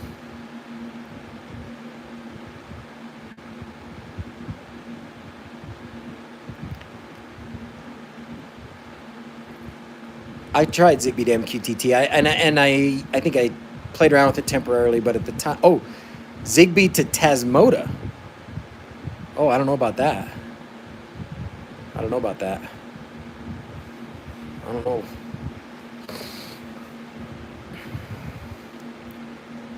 Oh, yeah, well, thanks for being here at all. I know I'm running late because I started late. What else is important? Very limited? Okay. Yeah. That's too bad. Maybe it'll come around. I sure have been happy with the latest Tasmota on some of these old plugs. So, I didn't bring one up here, did I? Shoot. So a while ago, I bought some cheap plugs from Amazon. They're dual plugs. They have 2 relays. They have power monitoring. They have a big LED lit up button on both sides, and you can stack them so that you can take a two outlet thing and turn it into 4. And I bought them a long time ago. Max Cray or Max Carn, Max Craze or something is MAXXK something ARG, something in there. I got those a long time ago. I flashed them with Tasmota. This was back when you could do the over the air, the Tasmota over the air. I flashed them, and then I didn't ever use them. They were in a bin with a whole bunch of other flashed smart plugs that I wasn't using. And I got them out and brought them up here because I wanted to run my flow pumps for the heating and cooling in the floor. I wanted to run my pumps off of those. So I brought them up here and I hooked them up. I don't even know if they're pumps. I think they're valves, but I've been calling them pumps. But I wanted to run those off of those. So I brought them up here and updated them to the latest Tasmota, which was pretty slick. And now with templates, and I could just pop the right template in there. Yeah, they're just fantastic. They're just great. I mean, and I paid so little for them so long ago that now they're almost free to me. You know, they weren't, I mean, they could have just been in the trash. I wasn't using them at all. So pretty happy with that.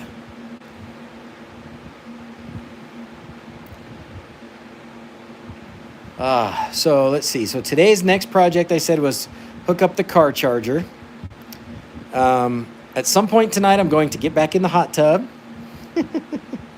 I need to try and improve the signal between the hot tub transmitter and receiver. That's an important step. I need to play Dawson in pool. Probably need to play... Oh, I need to prep. I need to do my prep for my D&D night now. We started a D&D game on Tuesday nights, me and my friends that in town. What car, Ofer? We have a Tesla now. We bought a used Tesla. I hate saying we bought a Tesla because I feel like, oh, you know, money. We have some money. We don't have a lot of money, but we were able to buy a used Tesla, trade in an old car, and get a big loan. So we bought it. Looking forward to the next 2 live streams from Home Assistant. Yeah, then are the next 2, you mean the Home Assistant streams? Are they going to be pretty good? You have a lot of stuff coming out? Man, my nose is killing me.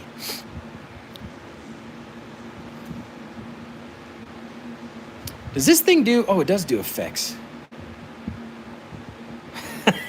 I don't want to mess you guys up too bad. Ah! Oh, that's what Paul Hibbert does. Oh, look at that. Oh, it's heavenly. Whoa, whoa. Oh my gosh, this is crazy talk. Who's messing around? Stop it already. I was hoping it would do some other things. The Muse audio speaker. Oh, is that? Oh, I bought mine. Oh, you bought a Kia Niro. Oh, sweet. Good for you, man. The Matter stuff. Gotcha. The Matter, and then, yeah, that's right. How do I close this effects thing? There it is. Yeah, the Matter stuff and the audio player on an ESP32. I bought the stuff, and it should be coming from AliExpress, so hopefully it won't take too terribly long. Squirrel! Thank you, Nicholas, because I don't have my button. I don't have my squirrel button. I don't have my squirrel button.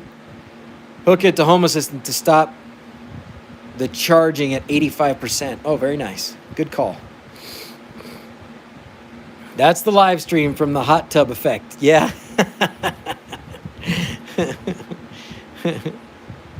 Keep the battery between 20 and 85. You'll last forever. Bloop, bloop, bloop, bloop. That's all I got for effects. I could probably... Oh, sorry, I'll turn it off. I could probably stream from some things and have some effects, but, you know, maybe someday. Maybe someday. We'll keep, you know, it's only been a year we've been streaming from up here, but we're working on it. We're working on it. Can you believe that? It was last summer that we were up here doing that. Doing the TV show and doing all that. And pretty fun. Popping the bubbly. That's the celebration stuff. I'm feeling so relaxed in this chair. Oh, man. I sit here all day. I have to go. Neighbor here to work on the tree. Oh, here, all the blood interrupted that job last weekend. Oh my gosh, they're good enough. Don't die. Okay? Wear a helmet. Go get your kid's bike helmet or something. Okay, good luck, man. Thanks for being here. Thanks for all your help. Always, always. We'll probably go in a few minutes. I know it's not quite 2 hours yet, but I should probably get to work. Pretty happy up here. Things are going pretty well. Got a lot to do. You'll see how the inspector treats us. The inspector's coming on July 8th. We're going to be up here the weekend before that, so I hope I probably need to be here when he's here. So hopefully I can be. I'm going to really try, but we'll see. And yeah, hopefully everything's behaving when he comes. He doesn't give me too much grief about too many things. What else? I'm happy to answer questions. Anybody have questions? Any Home Assistant activatable alarms or speakers you recommend? Ooh, I can tell you what I use. I use the connected board, but I would, at this point, Zigbee stuff is pretty easy. Zigbee door sensors and stuff are pretty easy and battery powered, so you don't have to run a lot of wires. The speakers, I use Alexa and Google Home, and I think Sonos is one that plays well, or at least it has in the past. I've never owned one. The IKEA ones were working. The IKEA smart speakers were working, but I don't know for sure. LilyGo T Zigbee. Zigbee ESP32 board. Oh, sweet. Living in a Hobbit house, started D&D. What a typical combination. How's it going, Jor? How much battery what uses? I missed part of your question there, Ofer. I don't remember what else I was talking about. My inspector, what else? Internet face that speaks to me. Thanks for being here, John.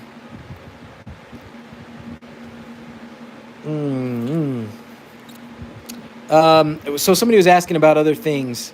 Oh, we were talking about speakers, smart speakers. So we are talking about an ESP32 based speaker. So you can I think you can already do it if you have the right hardware, but the Home Assistant integration is coming, I guess, or Paulus talked about it on the last live stream quite a bit. The last time they did a live stream. And he was, I think, came on and he was chatting with us one day, I think, on here a week or two ago, wasn't he? Or Frank or was maybe Frank or Paulus, I don't remember which, or both. But you can get a certain ESP32 that has the right like amplifier board on it, and then you can use that as a smart speaker. So that would be super cool. So we would have like basically a dedicated local only smart speaker that you could play text-to-speech messages on, that you can play music on, that you could give voice. Well, could you give voice commands to it? I don't know about giving voice commands to it. Maybe that's coming. Not sure about that yet.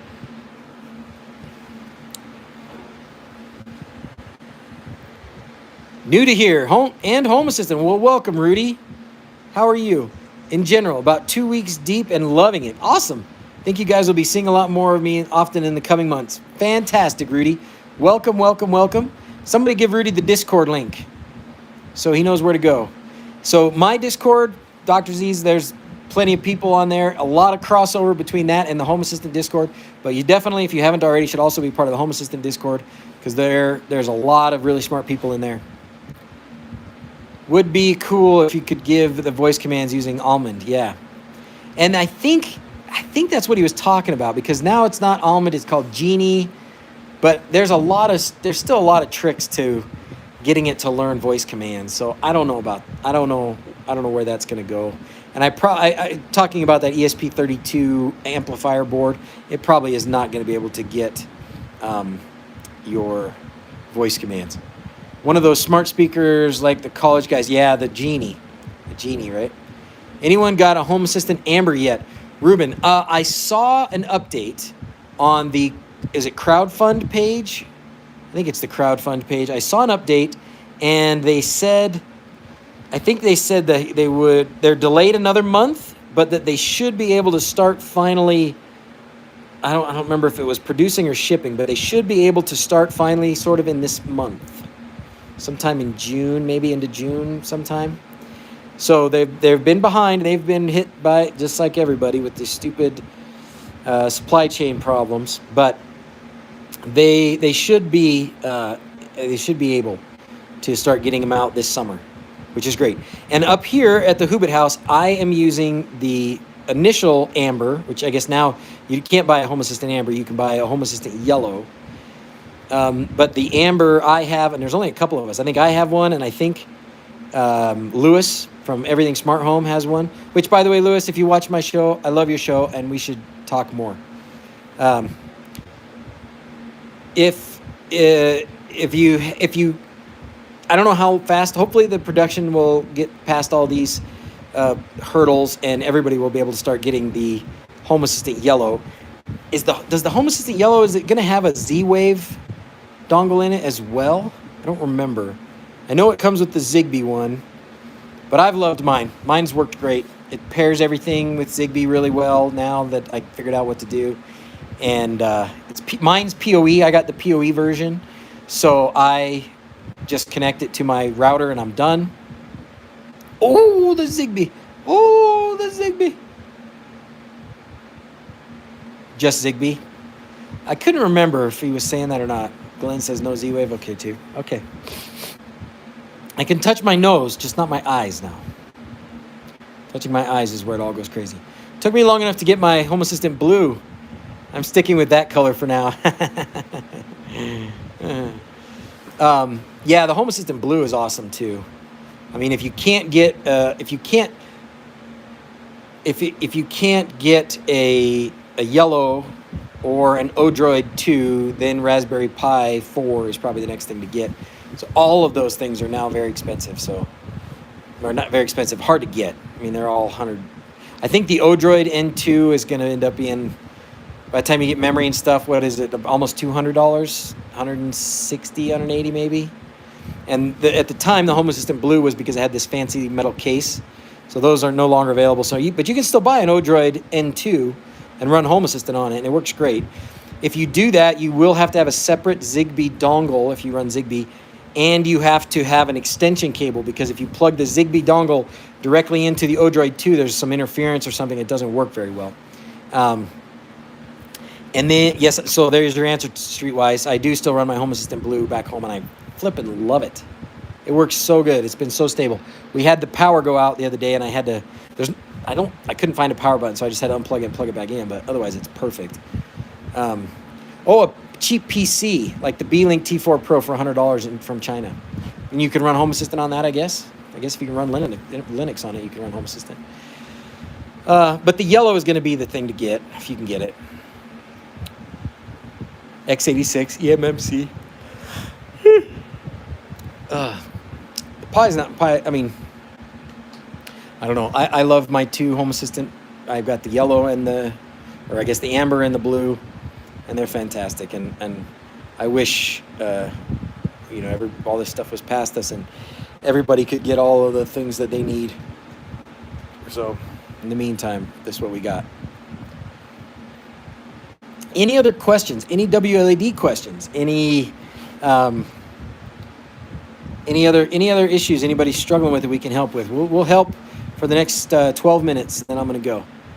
Any computer within the last 10 years will be fine, but not as energy efficient. Running Home Assistant on a Raspberry Pi for a year and a half. I'll buy a yellow once they're in stock. Yeah, Nicholas, I think you're smart. What's the benefit of having the blue or the yellow versus running it on a Pi? Well, the benefit so the yellow is just a Raspberry Pi 4. The benefits are it comes with a Zigbee radio on the board. The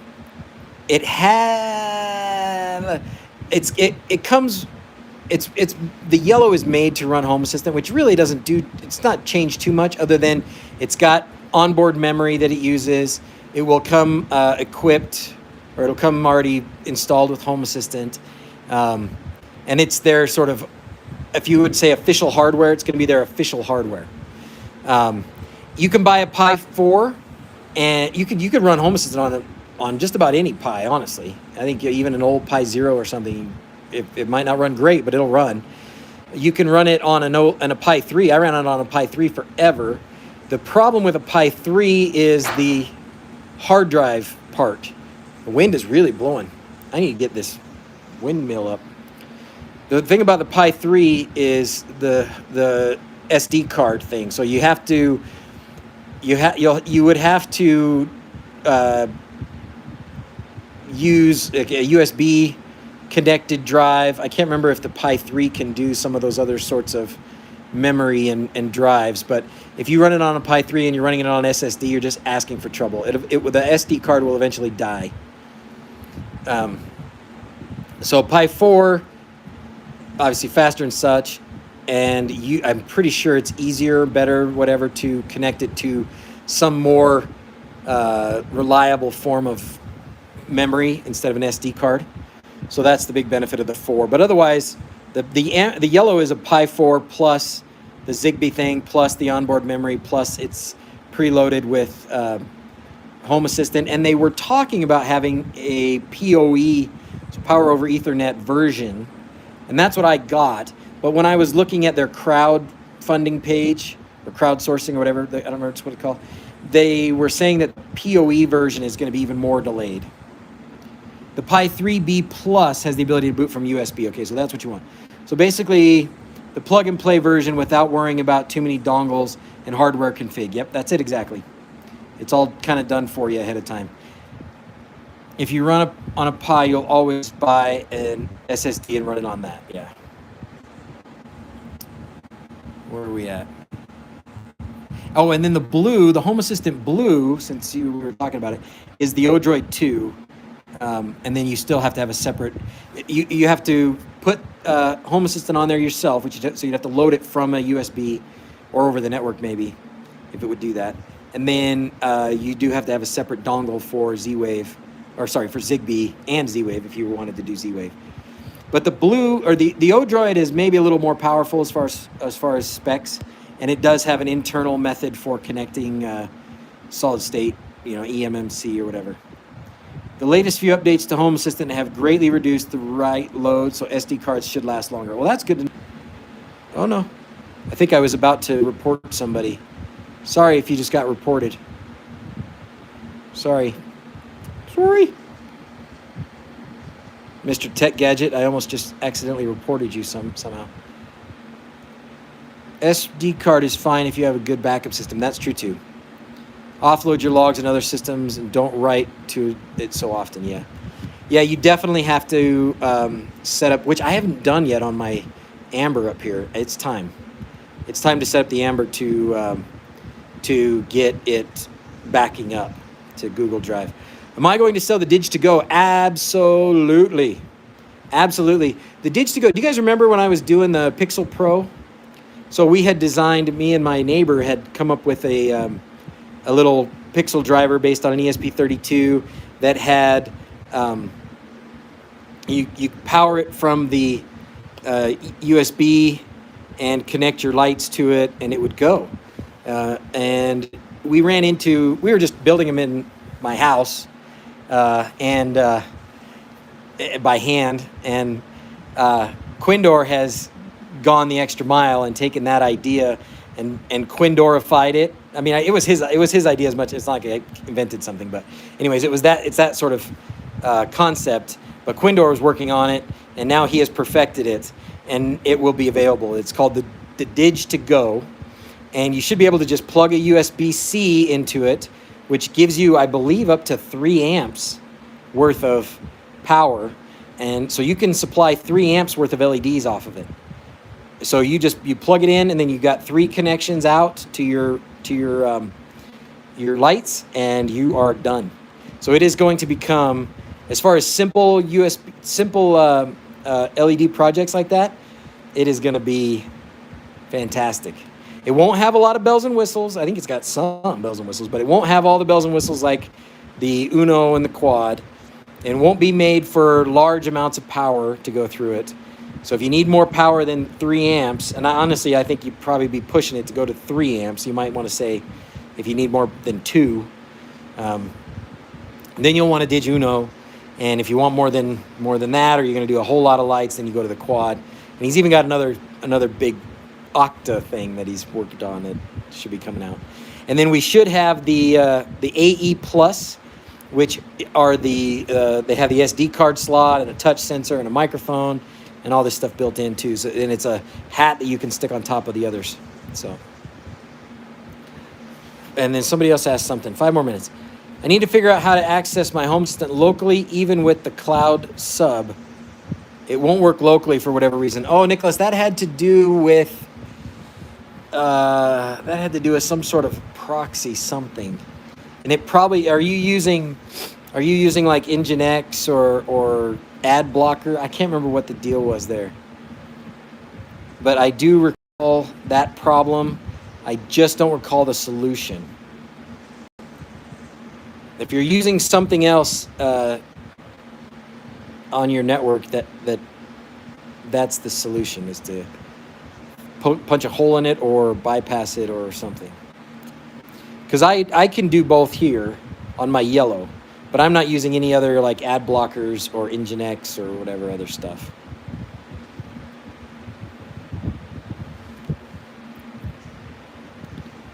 My go-to DIG for lots of projects, Uno and Quad or rock solid.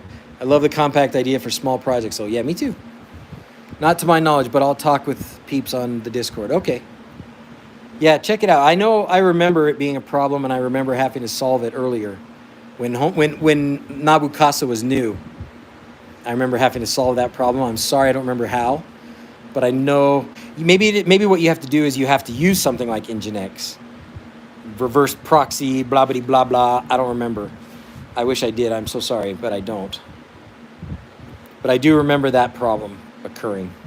Sorry for not being more help. Yeah, I think those, I agree. Most of my projects are pretty small around the house things. Most of them are probably Did You Know size, I should be honest, because it's like the Christmas tree, lights in the girls' room, lights in Zach's, in the playroom. But things like lights under my desk, that's a total Dig to Go job. I wonder if it will do, and I think it will.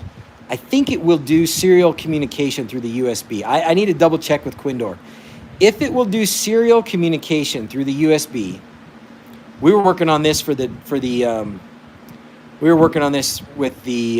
Pixel Pro, but we had used a different UART chip, so we couldn't. It wouldn't work. But if you can plug in a USB-C to your computer, like your PC or Linux even, for sure good enough, and others, and then into the Dig to Go, and then do the screen lights, the screen mirroring lights around your monitor with luciferin, you're golden.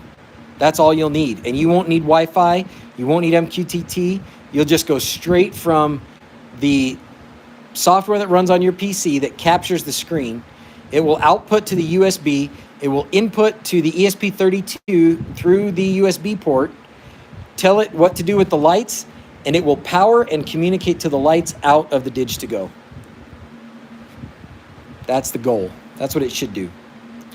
Settings, companion app, home network Wi-Fi SSID.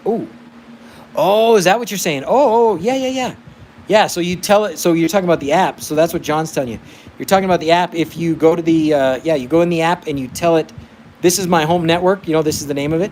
So when I'm at home, use my home network instead of going out to Nabu Casa, right? Do I know how to set the Cloudflare tunnel add-on? No, I do not. I'm so sorry. I'm so useless. There you go. Thank you, John, for that. Big bonus points for John. Big bonus points for John Mayfield. Thanks, buddy. Thanks for helping out. Vanessa's here. We stayed on just long enough. You're on mobile, so you can't chat. Well, thanks for being here. I was actually going to go in like another minute. So I'm going to hit my 2 hours. And I'm feeling like taking a nap right now. Don't use prioritize internal URL. Seems to cause more issues than it's worth. Okay. Good to know. Thank you very much, John. To be honest, I have Nabu Casa. In fact, I have 2 Nabu Casa subscriptions now. I think I just got a bug on my face. I have 2 Nabu Casa subscriptions now. because I have one for the Hobbit house and for my regular house. And I still, at least for my regular house, I just use WireGuard from my phone or from my laptop, and so I just go to the local address. I don't even know if I have bookmarked. I don't think my Nabu Casa URL for my home assistant, I don't even think I have it bookmarked anywhere. I'd have to ask one of you guys for it because I've leaked it on the stream too many times to count. All right. Well, hey, we're at the 120. Anything else before we go? This was a good stream. Thank you guys all for being here. Thank you all for sticking with me. Thank you for letting me sit here, relax in my comfy chair in my Hobbit Pavilion Power Plant Man Cave. For Vanessa or anybody else who is late getting here, let me just do my last. This is the power plant of the Hobbit house. It's called the Pavilion. We got security cameras. We got lead acid batteries, which we're going to turn into a trailer maybe. We got that from Banggood. Lots of leftover stuff, battery packs. And then this is where I was really doing why I stood up to show you. So there's the Hobbit house. Got a lot of weeds growing. Got to do some landscape work on the roof, but it's a good time. It's a great place. I love it. I love being here. Thanks for being here. Awesome hanging out with everybody. Happy Sunday. Time for sign off. Yell it down the hill. I do need to do a time for sign off thing up here, but anyways, I will sign off. Thank you guys all for watching. Thanks for being here. I forgot what it is. Thanks for watching. As always, thanks for watching. Till next time, adios. I've only done it like 3,000 times. How can I not remember it? All right, guys. See you later. Have a nice week. Next week, I should be at home. I'm on call, but I shouldn't have to work, so I should be able to stream. So, barring a liver transplant in the middle of the afternoon next Sunday, I will be streaming from my home. So, all right, guys. Take care. Be safe. Don't park your Tesla where there's no cell signal. Okay, adios.